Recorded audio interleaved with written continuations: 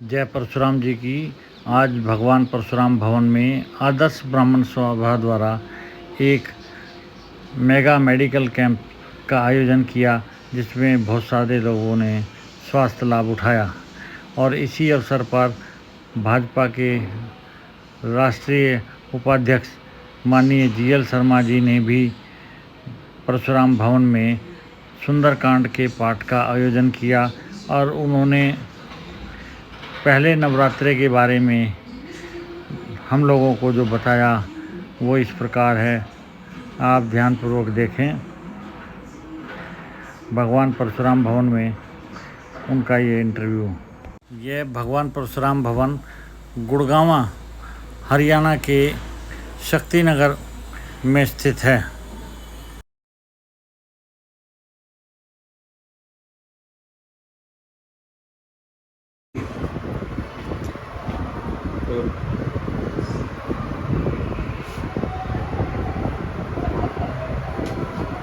ठीक है मोदी करो। सर, आज पहला नवरात्र और एक 1008 जो आपने सुंदरकांड का संकल्प लिया, इसके बारे में। सबसे पहले तो आज मैं आपके माध्यम से गुरुग्राम और अपने हरियाणा और देश की जनता को नवरात्र की बहुत बहुत हार्दिक शुभकामनाएं देता हूं और माता रानी से प्रार्थना करता हूं कि जो भी अच्छे उद्देश्य लेकर के पूरे देश में जो देशवासी शक्ति की पूजा करते हैं, माता रानी उनकी सभी मनोकामना पूर्ण करें। आज प्रथम नवरात्र है और प्रथम नवरात्र में माता की आशीर्वाद से और अपने टीम के सहयोग से और एक हमने जीएल परिवार बनाया हुआ है, उस परिवार की अनुमति से हम सब ने मिलकर के ये लक्ष्य लिया कि अयोध्या में भव्य श्री राम जी का मंदिर बन रहा है और भगवान श्री राम हिंदुस्तान के मतलब प्रत्येक व्यक्ति के आराध्य व्यक्ति का अर्थ मतलब माता पिता हो, मतलब भगिनी बंधु हो, सबके आराध्य देव। हम हिंदुस्तान में रहने वाले लोग चाहे गांव में रहते हैं चाहे शहर में रहते हैं तो सुबह उठते राम राम करते हैं।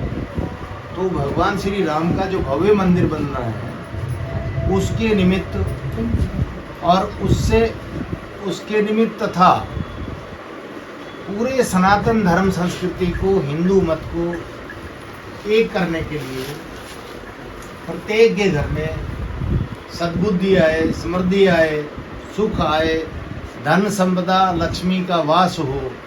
और जो सुंदरकांड का जो अखंड पाठ है इसके विषय में ये है कि ये दुख हरने वाला भी है, तो संकटों से पीछा छुड़ाते हुए घर में सुख शांति का वास हो, इस नाते से और यही सोच लेकर के हमने ये धार्मिक कार्य आज शुरू किया है। और मैं समझता हूँ कि ये प्रत्येक घर तक जाएगा गुरुग्राम में। और खाली गुरुग्राम विधानसभा का विषय नहीं है, विधानसभा से पार भी जहाँ भी जो भी भक्त भगवान श्री राम के सुंदरकांड के पाठ का अगर अपने घर में कराने का आह्वान करते हैं तो हमारी टीम और हमारे ब्राह्मण देवता वहाँ भी पहुँचेंगे और हर जगह भगवान श्री राम के नाम का डंका बजाते हुए पूरे प्रदेश में सुख शांति की कामना। सर, उद्देश्य क्या है सर इस चीज़ से? अंग्रेजों ने अपने समय में एक लेप्स की नीति बनाई थी, फूट डालो और राज करो। सनातन धर्म संस्कृति को, सनातनियों को एक करना और हिंदू मत को पूर्ण रूप से एकता के सूत्र में परोते हुए भगवान श्री राम के प्रति समर्पण और जनता और लोगों के सुख समृद्धि की कामना का उद्देश्य। सर, संदेश क्या देना चाहेंगे आप? नवरात्रि भी है और सुंदरकांड का पाठ भी किया। मेरा ये निवेदन है कि ये जो समय है, अभी पितृपक्ष गया है और नवरात्र शुरू है। हमारे यहाँ मातृशक्ति की पूजा होती है स्त्री स्वत्र पूजनते रमनते तत्र देवता, यत् नारेस्तु पूजनते रमनते तत्र देवता। हमारी हिंदू मत की ये संस्कृति जो है वो रही है कि हम मतलब शक्ति को पूजते हैं, और शक्ति को घर में जैसे हमारी बहन बेटी है, हमारी पुत्र वधू है, हमारी धर्मपत्नी है, तो उनको हम लक्ष्मी का रूप मानते हैं।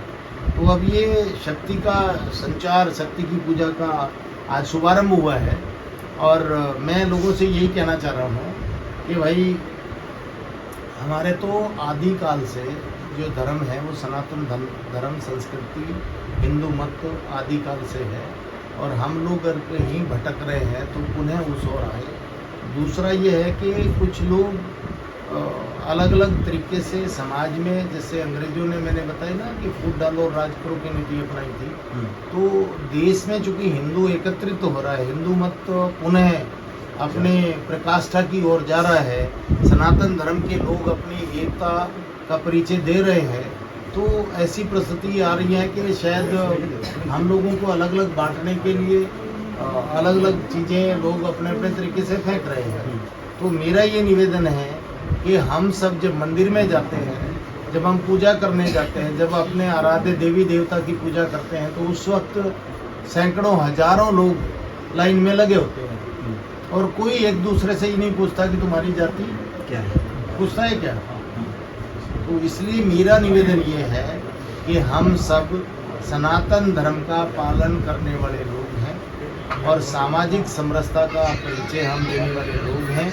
हमने पूरे विश्व को रास्ता दिखाया है, उन्हें हम वही परमात्मा से प्रार्थना करके सद्बुद्धि प्राप्त करें कि हम जो विश्व को मार्ग दिखाने वाले लोग थे, उन्हें विश्व को मार्ग दिखाने वाले ही बने, और प्रत्येक घर में सुख समृद्धि तरक्की उन्नति का वास हो, माँ लक्ष्मी का वास हो, संतानोत्पत्ति संतान वृद्धि हो, वंश वृद्धि हो, और सब सुख में रहें।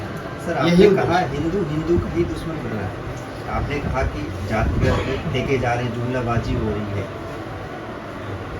मैंने ये कहा है कि हमारा जो धर्म है ना वो तो है सनातन धर्म, और हिंदुओं का हमारी एक सनातन हुआ, सनातन धर्म हिंदू मत है हमारा। हिंदू मत में तो आपको यहाँ रहने वाले, हिंदुस्तान में रहने वाले किसी भी धर्म को मानने वाले लोग हैं, वो सब हिंदू मत के लोग हैं। हिंदुस्तान में रहने वाला हिंदू मत का हो गया।